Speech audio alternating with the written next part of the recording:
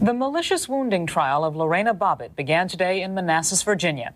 She has admitted emasculating her husband last June. Earlier today, she pleaded not guilty to the charge. This is believed to be a first step in a defense of insanity. Her attorney, Lisa Kemmler, told the jury in her opening remarks that Lorena Bobbitt was driven to the act by years of abuse. Psychiatric disorders were the product of the years of violence and abuse that she had suffered at the hands of her husband, and that they combined to cause her to experience what Dr. Feaster will tell you was an acute psychotic break. And it was as a result of that that she was unable to overcome any ability to control her impulse to defend herself.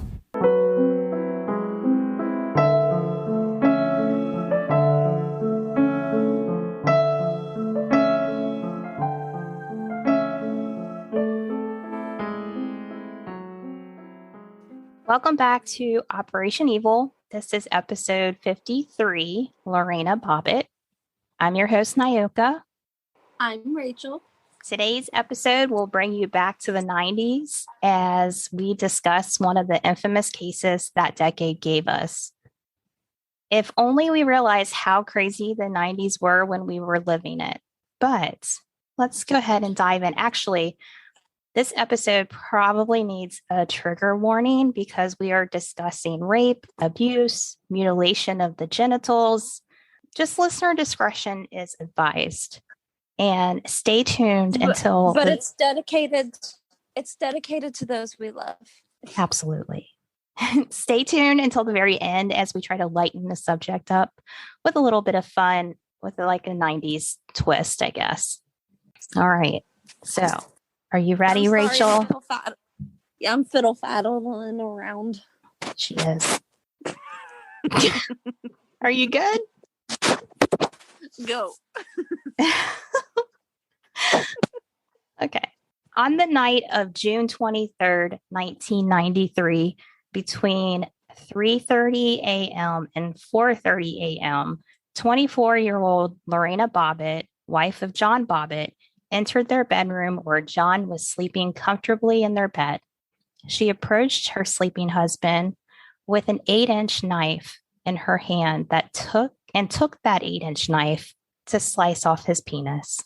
While her husband woke in excruciating pain, Lorena took her husband's severed penis and drove off in the 1991 Mercury Capri around Northern Virginia, eventually flinging the penis out of the driver's side window into a grassy field across from a 7-Eleven.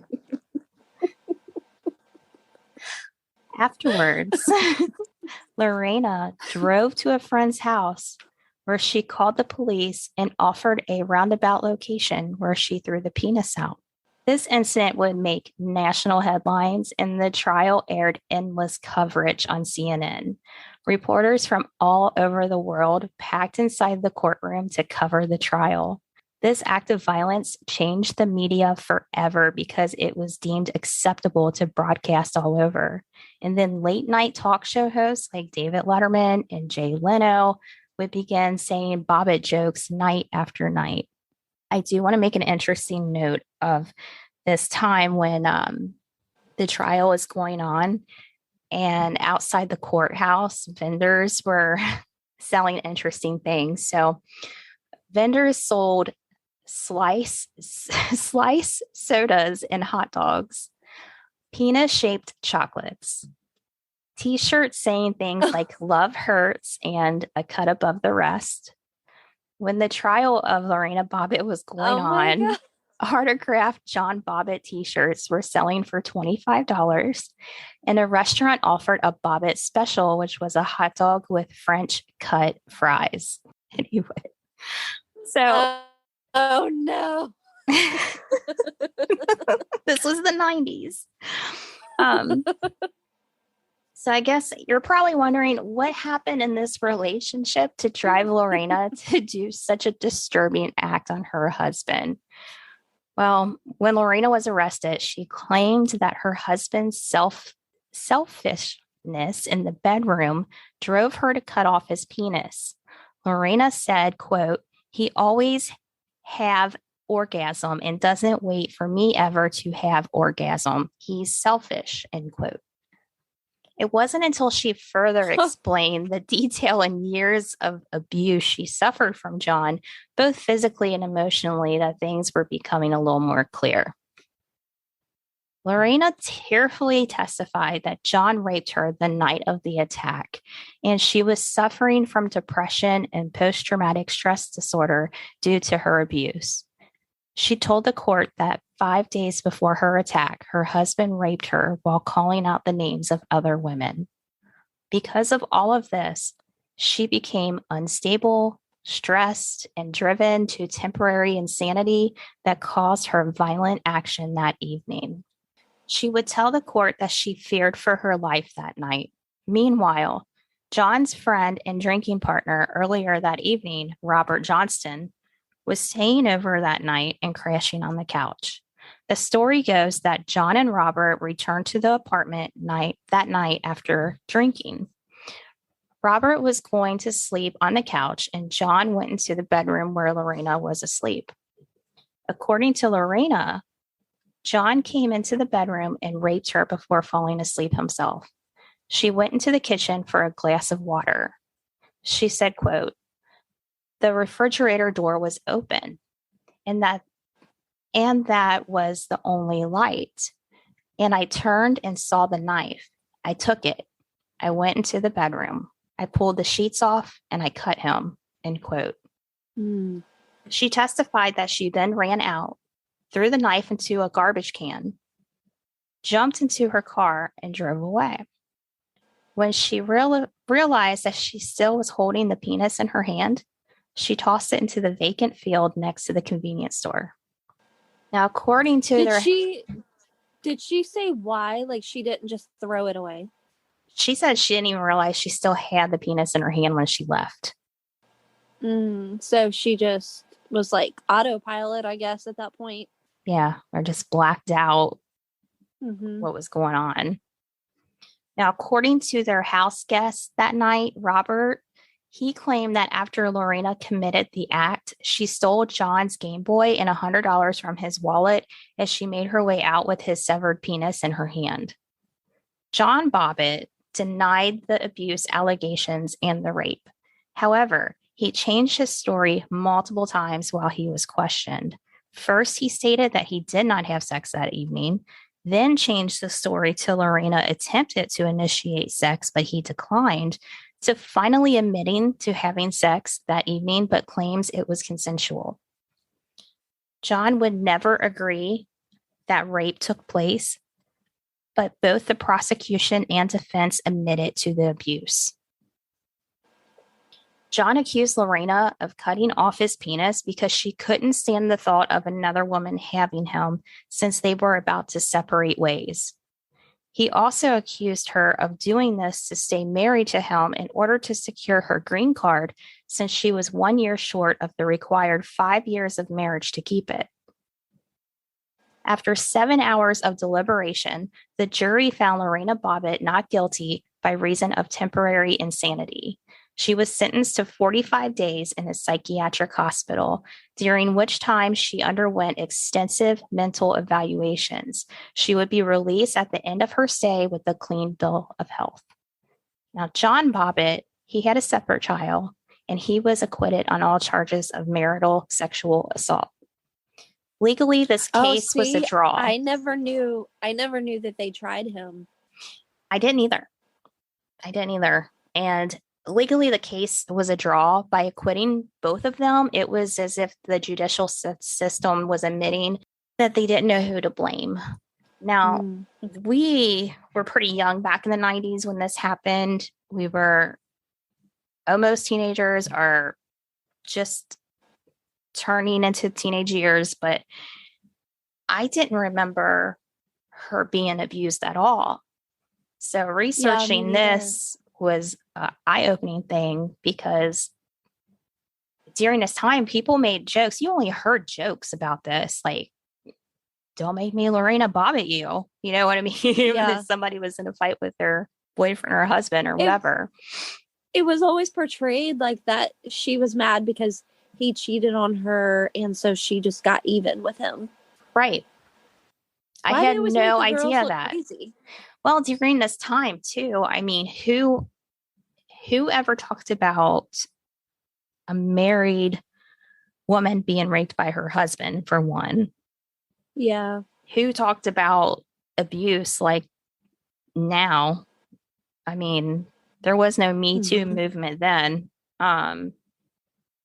Things were so different.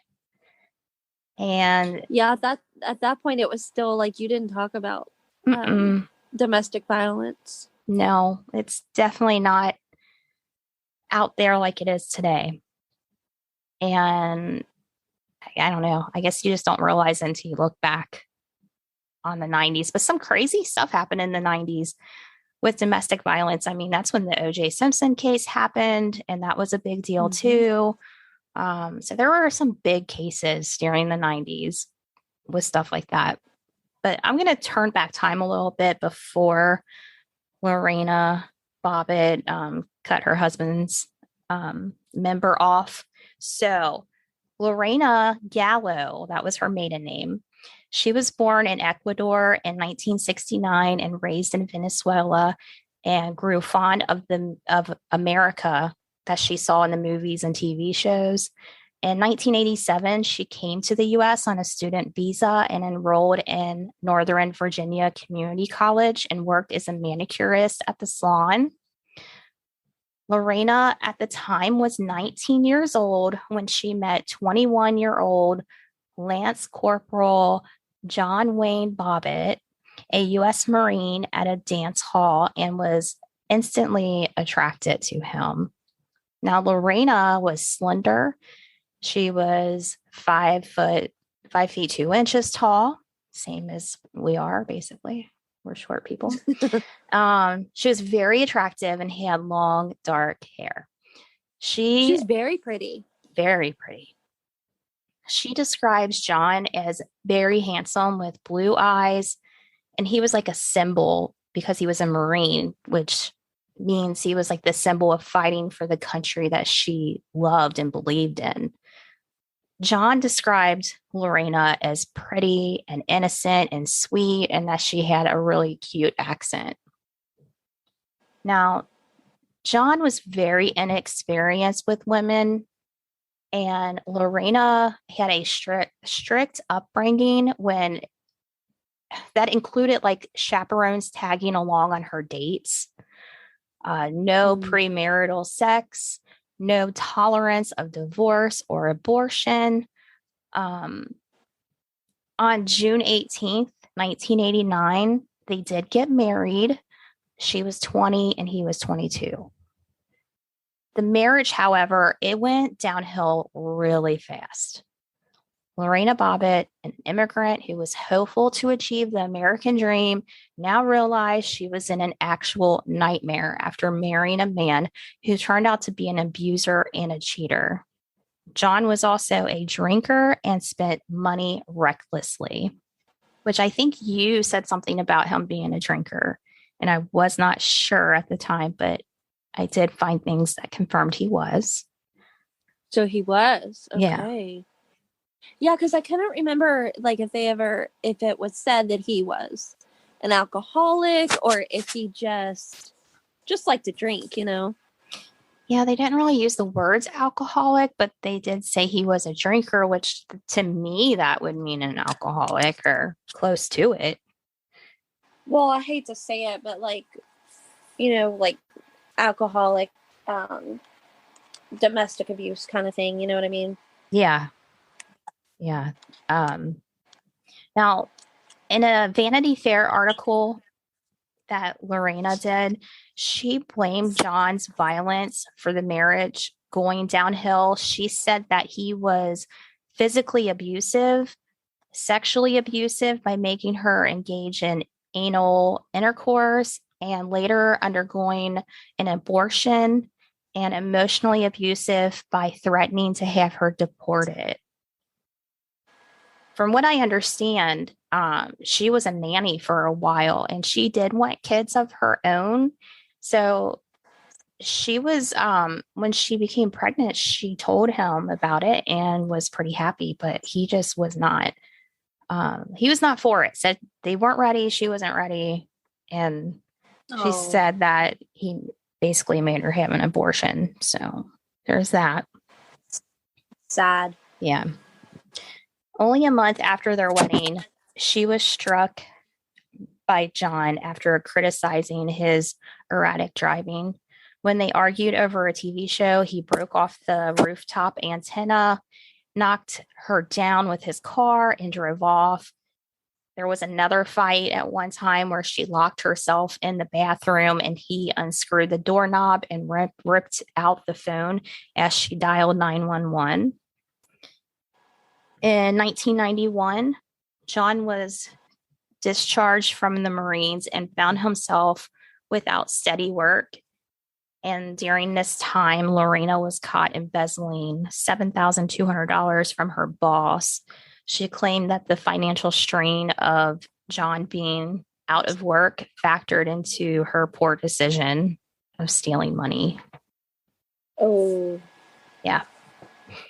And what, like, I wonder, like, did he put her up to it or was that all her? It never said that he put her up to it. She did it on her own. Wow. Yeah. In 1992, John and Lorena separated after their house went into foreclosure, but they did get back together the following year. However, their relationship, it was just not working out. And in mid-June 1993, 2 days before the incident, Lorena requested a restraining order against her husband. Additionally, they decided to separate for good the night of June 23rd when she picked up that knife. We're going to talk about his penis. What happened to it?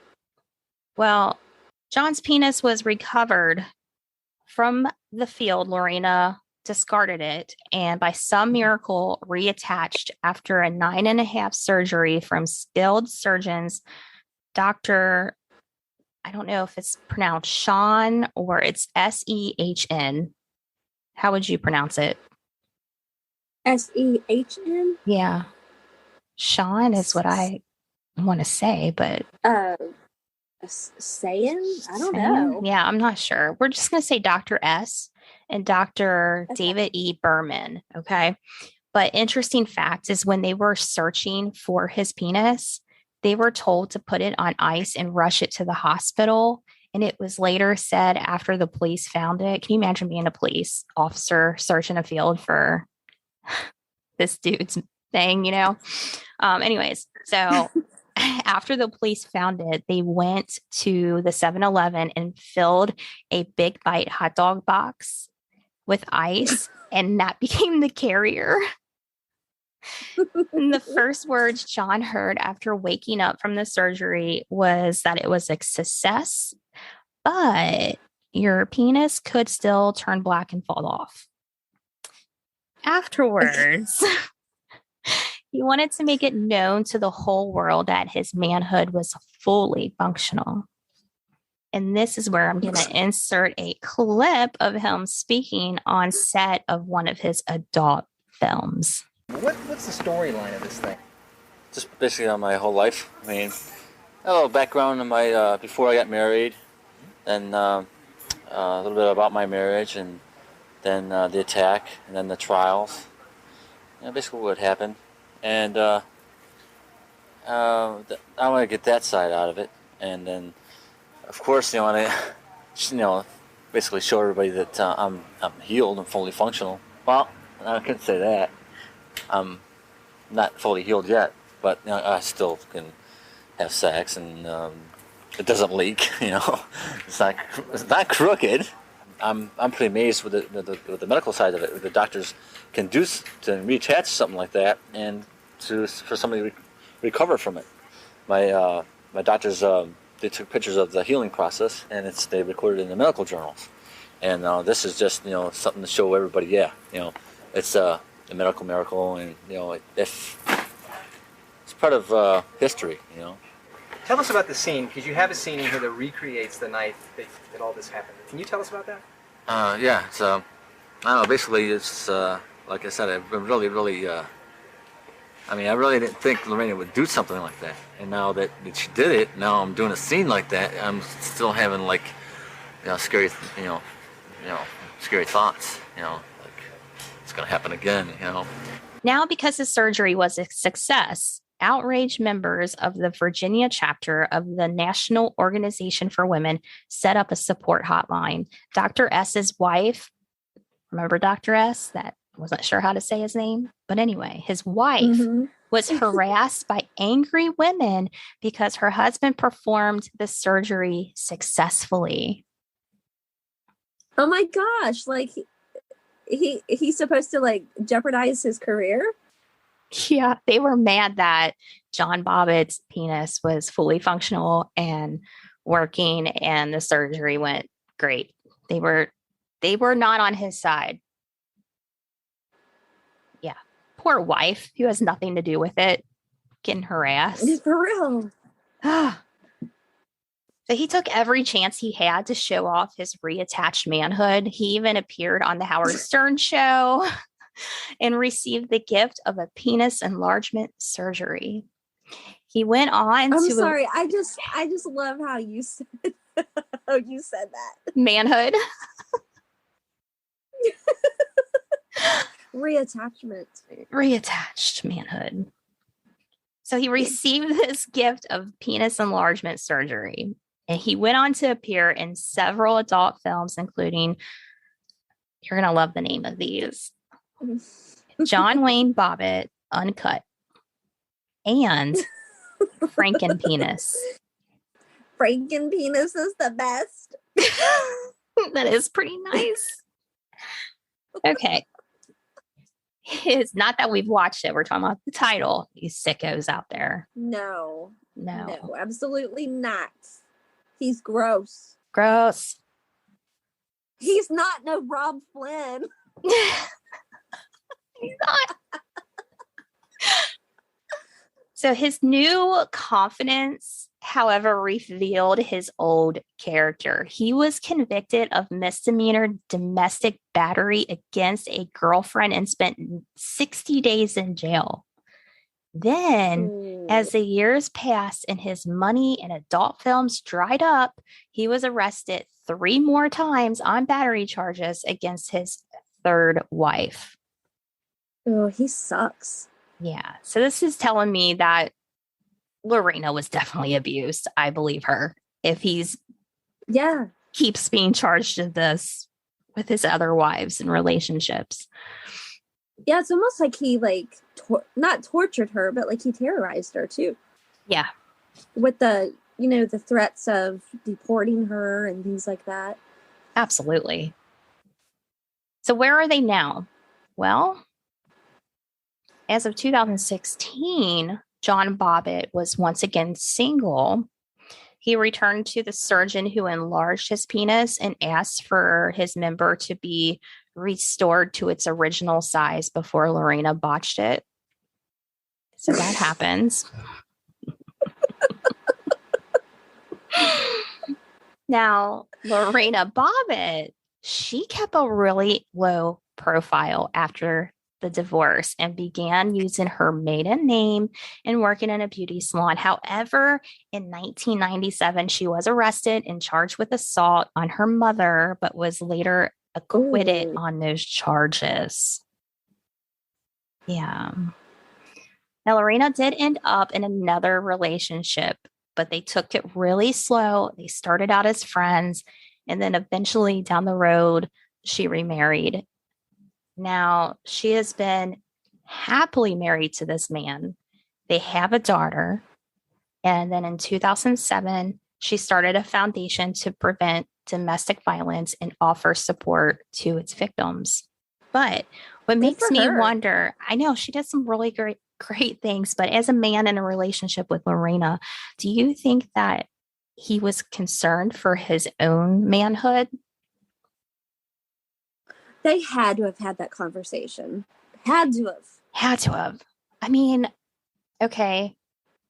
So if I was that dude, and even she went through all these things and snapped, and it was temporary insanity, and it was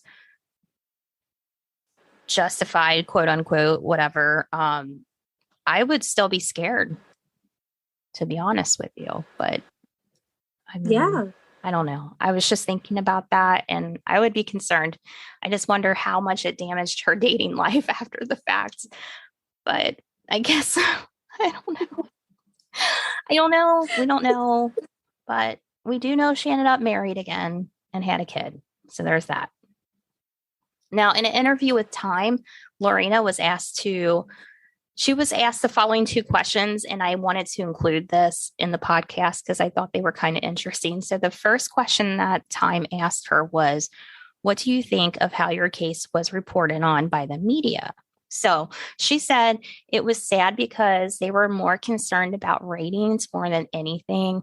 They were more concerned about his penis instead of domestic violence. They really missed the whole concept of domestic violence and abuse against women. There is a very important issue that's going on, and you're basically more concerned about a man who lost his penis. The whole country was divided. And she's so right. Yeah. The whole country was divided, obviously, women and men. Unfortunately, we're still in this society that it's a man's world, and it hasn't changed much. Okay, so the second question they asked her was, what do you want people to know about your case? And she said, the new generation, they don't know that I was abused. I mean, I didn't know she was abused during this time. No, we grew up with it happening. Yeah. I never remember hearing that. But anyways. I mean, and we were old enough to know, like, do you remember what year it happened? 93, I think it said. Yeah. 93. So I was like 13. So, and then I would have been like, I don't know, 15 or 16 or something. Yeah, we were old enough to be aware, to know absolutely what was going on. But yeah, don't ever recall anything about domestic violence. No, I don't either. Yeah, so she said, the new generation, they didn't know that I was abused. They don't realize that. And when I went into this symposium, this young woman said, quote, I had no idea, end quote. It's like it's like she described it as, it's not like I woke up in the morning and said, oh, by the way, I'm going to cut off my husband's penis today. You know, there was a history there. It was not her intention to do that. And she did feel terrible that he went through the whole thing. When she was being checked on for the rape at the hospital, the nurse said, after we finished the rape kit, you need to talk to this detective. And the detective came in and said, we need to know where the penis is. And a person who is bad or vindictive would never tell them or be concerned about where this was. But she said, look at this road. So she was telling them. And then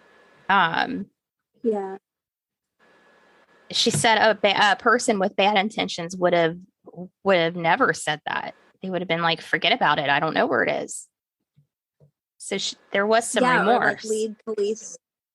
Yeah, or like lead them on a wild goose chase or something. Mm-hmm. Or a wild wiener chase. Yeah. So I named this little section to talk about what is it meme now?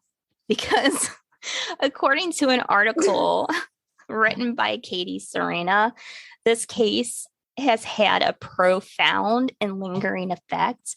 Like, for example, the term Bobbittized became a word for any crime involving penis removal and even made its way into medical terminology. In honor of this case, a worm that uses scissor-like jaws to kill its prey became known as the Bobbitt worm. No way. I know, it's fun facts, right? All right. So He became famous in his own little way. absolutely. Now, before I end this episode, and I know it feels short because, it was, okay, it wasn't a murder, but I thought, hey, this was kind of an evil act and an evil situation. And I think it needs to be talked about because it's Lorena Bobbitt. Let's do this. We wanted to have fun with it like the 90s did, which was probably not the best thing to do, but we're going to do it anyway. Rachel, your idea she said, do you remember the game Bop It? And I'm like, yes. So I remember like my sister having that game and it's like, bop it, twist it, pull it, ba-ba, ba-ba. What did you say it should be? Like, cut it. Like, pull it. Instead of bop it, it'd be bob it. Yeah. Cut it, yeah. pull it, Like, twist bop it, throw it. Yes. Sew it. Yeah. Stitch it. Yes. Okay. So then I thought like, nicknames for the penis. Let's do this, right? So I made a list and I know I'm missing a ton. I had no idea how many nicknames are out there for this. And Mom, if you're listening, I know you're proud of me at this moment in this episode of giving nicknames to penises. So let me name them for you. We have Dick, Cock, Pee-Pee, Willie, Johnson, Pecker, Wing, Member, Manhood, Trouser Snake, One-Eyed Monster, Wiener, Schlong, Main Vein, Winky, Frank and the Beans, Baby Maker. What else? Manhood, Member. We already said Member. We need more. Meat Whistle. Meat Whistle. Did we say that one? No, we did not. That was good. Yeah. I like the Frank and the Beans that you brought up from Something About Mary when he zipped his Frank and Beans. He's like, what are we looking at here? The Frank and the Beans. So we just wanted to make light of the episode by naming off some slang names for the PP. All right.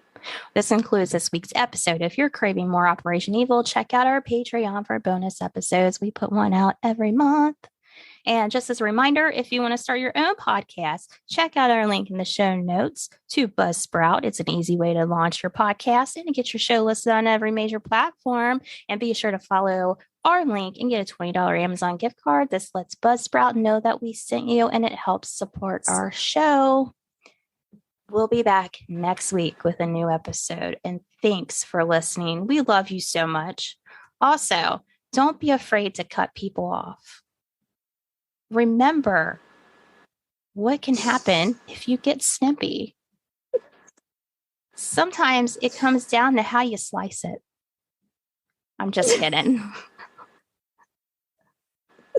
I couldn't resist. I don't mean to jerk you around. Oh, yeah. Oh, yeah. So, how many times did I say penis in this episode? If I counted correctly, it was 23.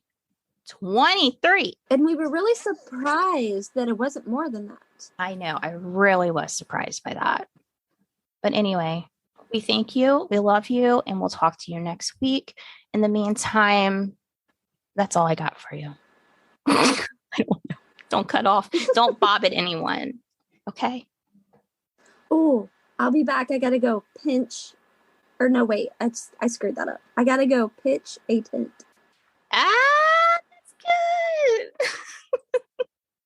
good. All right, guys. Goodbye. Bye.